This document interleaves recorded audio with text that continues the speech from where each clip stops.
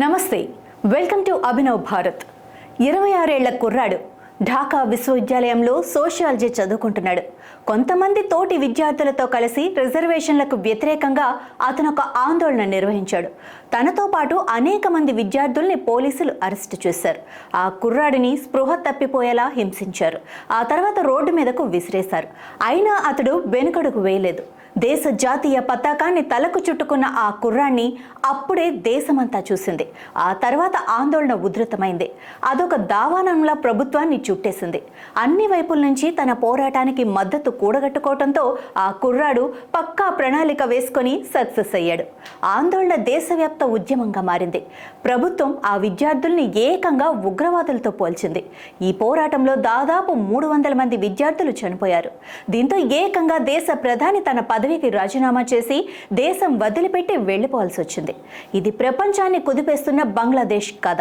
సైనిక పాలన నుంచి విముక్తి పొందిన బంగ్లాను దశాబ్దాలుగా పాలిస్తూ ఉక్కు మహిళగా కీర్తి గడించిన ప్రధాని హసీనాను పక్క దేశంలో తలదాచుకునేలా చేసిన ఆ కుర్రాడి పేరు నహీద్ ఇస్లాం.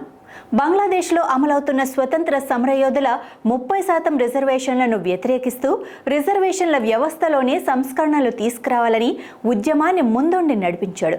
రిజర్వేషన్ చట్టానికి వ్యతిరేకంగా పోరాడాడు. ఈ ఉద్యమం దేశవ్యాప్తంగా తీవ్ర హింసాత్మక ఘటనలకు తావిచ్చింది. రిజర్వేషన్లు అమలు చేయటం వివక్షపూరితంగా ఉందని నహీద్ ఇస్లాం ఆరోపించాడు. ప్రభుత్వ ఉద్యోగాలను పొందేందుకు రాజకీయ స్వలాభంతోనే ఆ రిజర్వేషన్ల విధానం అమలు చేస్తున్నట్లు ప్రచారం చేశాడు. ఈ క్రమంలోనే ప్రధానమంత్రి షేక్ హసీనాకు చెందిన అవామీ లీగ్ పార్టీకి వ్యతిరేకంగా పెద్ద ఎత్తున ప్రచారాలు నిర్వహించాడు.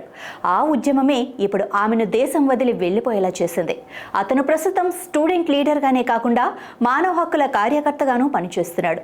మరోవైపు విద్యార్థి ఉద్యమ సంఘానికి జాతీయ కోఆర్డినేటర్గా కూడా ఉన్నాడు. నహీద్ తన సహచర విద్యార్థి నాయకులతో కలిసి మంగళవారం బంగ్లా ఆర్మీ చీఫ్తో సమావేశమయ్యాడు.